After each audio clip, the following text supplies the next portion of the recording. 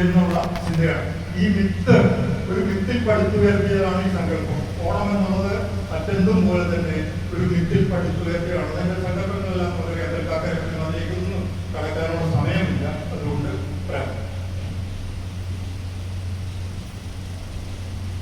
ഓണം ഒളിമങ്ങു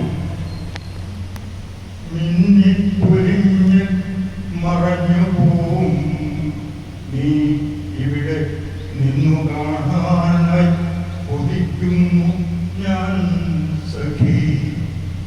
മിന്നി പൊലിഞ്ഞ് മറഞ്ഞു പോവും നീ ഇവിടെ നിന്നു കാണാനായി കൊതിക്കുന്നു ഞാൻ സഖി.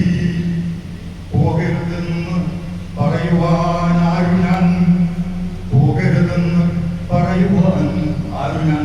3 വരിയേ ഉള്ളൂ. ഗസലിന്റെ ശൈലിയിലാണ്, അതുകൊണ്ടാണ് 3 വരിയിൽ തീർക്കുന്നത്. 4 വരി വേണ്ടതാണ് അദ്ദേഹത്തിന്.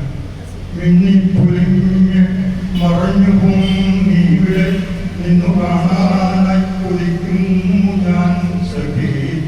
പോകരുതെന്ന് പറയുവാൻ ആരു ഞാൻ.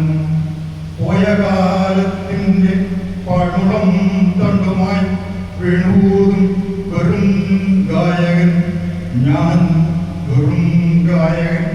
നിന്നീണവും താളവും രാഗവും ചേരുവിൽ ഒരുമിതിക്ക് ശ്രുതി ചേർത്തെടുക്കുവാൻ ആവുമൊരു നോവിന്ന് നാവോട് പാടുവാൻ. ഉള്ളൊരു പാടുമ്പോൾ നാവോട് പാട്ടുണ്ട് അല്ലേ, അല്ലെങ്കിൽ പാണക്കാർ പാട്ടിൽ നാവോട് പാട്ടുണ്ടാവുന്നുണ്ട്. പോയ കാലത്തിന്റെ പാഴ്മുളം കണ്ടുമായി വീണൂതും വെറും ഗായകൻ ഞാൻ, വെറും ഗായകൻ. നിന്നീണവും താളവും രാഗവും ചേരുവിൽ ഒരുമിനിക്ക് ശ്രുതി ചേർത്തെടുക്കുവാൻ ആവുമൊരു നോവിന്ന് നാവോട് പാടുവാൻ. ഈ വരില്ലേ വരില്ലേ വരില്ലേ നാളെ ഞാനെന്റെ ഓർമ്മയുടെ മുറ്റത്ത് പന്തവീർക്കട്ടെയോ. നീ വരില്ലേ വരില്ലേ നാളെ